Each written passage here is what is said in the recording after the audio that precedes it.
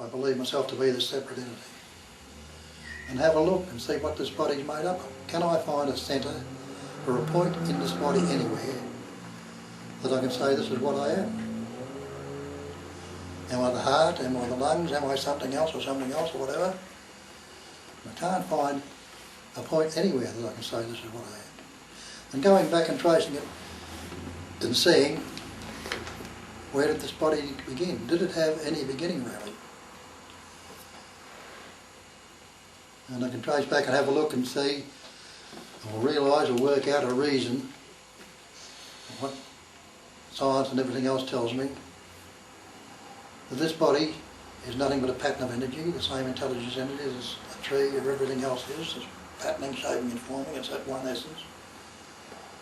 Where did it begin? Didn't it begin with or didn't even begin there with the essence of the food eaten by my father. The chi, the prana, the energy and intelligence within that food formed the sperm within that body of the father. And the essence of the food eaten by my mother, the chi, the prana, the energy in the food, essence in the breath, formed the ovum. And you can see there was intelligence in the ovum which attached itself to the wall of the uterus. It didn't just get there by haphazardly or accident. There's intelligence in the sperm. It didn't find its way up to the ovum. It swam there, implying that it was suffused with that innate intelligence also. And when those two came together, that innate intelligence doubled the cell and redoubled it. There wasn't an entity there saying, well, I've got to double this cell now and start growing a little fetus, a little embryo. It grew by itself. And even while the body was forming, there was never any entity there at any time saying, well, I've got to grow a couple of fingers today, or maybe a liver or a heart. And even when it was born, you see, and the cord was cut, what did it do then? Did it say, well, now I've got to take my first breath, or did that innate intelligence functioning and patterning enable it to take that first breath and enable it to fasten and suckle onto the nipple? It wasn't nothing telling it to do that, or it wasn't doing it by the mind thing. So you see, how can I say on this body when that original cell is long since gone? If that was what was this body, this would be the part, that would be where it started from. That's long since gone, and there are a million cells dying in this body right now. I haven't got the same body I started off with. It's constantly changing. So how can I say I own this body? Right, then am I this mind? And we see that mind is nothing but thought.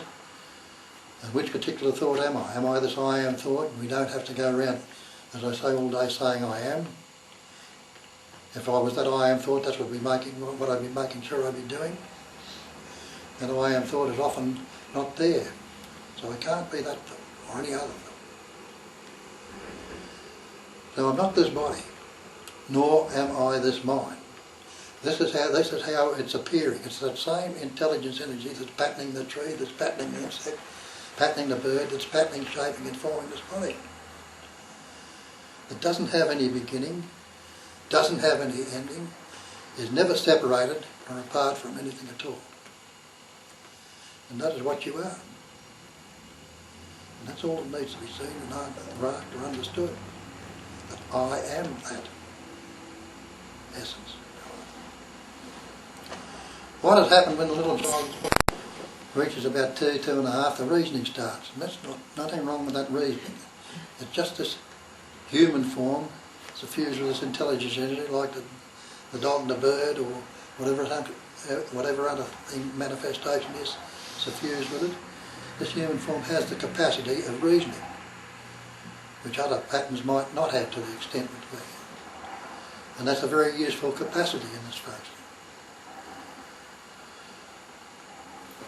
But so the little child, when he doesn't start this reasoning until he's about 2, 2.5, it develops in him, and he starts to learn words from his parents.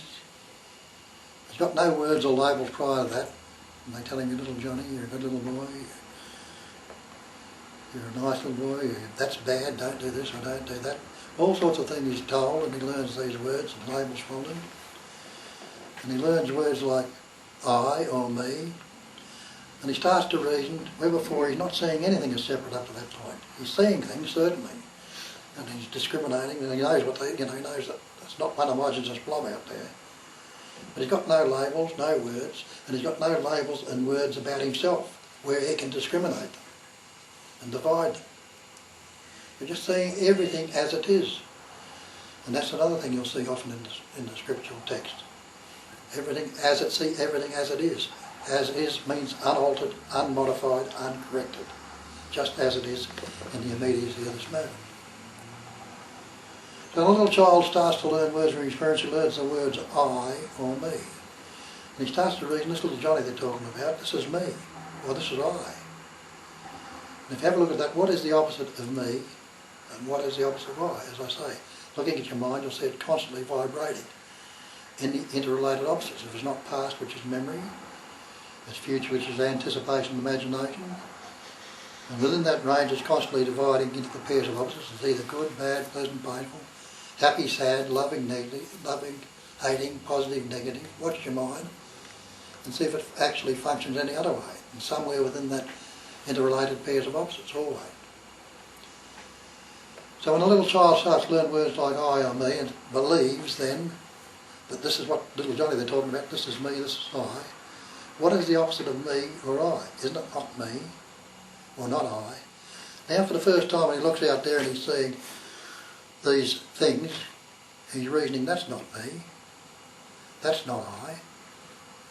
And that's when the sense of separation first comes upon us. The belief that we're separate entities starts from then. And the idea that this is not me or not I. And with that sense of separation comes insecurity and vulnerability. And that's when our search actually starts.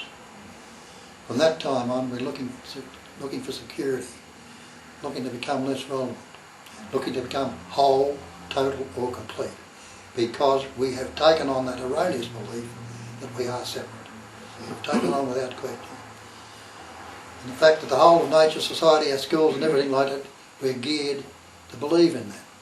We learn it from our parents, we learn it from our schools, our society.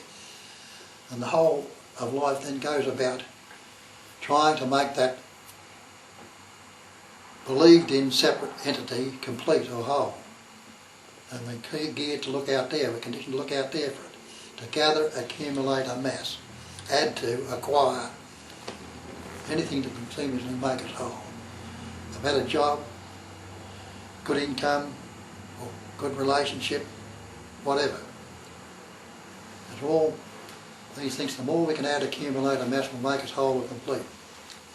But you've never seen the millionaire yet that's satisfied with what they got. It's not out there. We can add and accumulate whatever we like, but it's not. And the reason for that is quite simple. Simply because we were never separate in the first place. So whatever we're seeking, we're in the trap. That's why we say here right from the start, what you're seeking you already are. And you see from that is the search, it becomes the problem. Because while you've got that search on, a couple of things happen. You believe that in future time you'll get something. And if you believe that some future time you'll get something, you've moved away from what the ancients have told us, that it's omnipresence. There is no future time.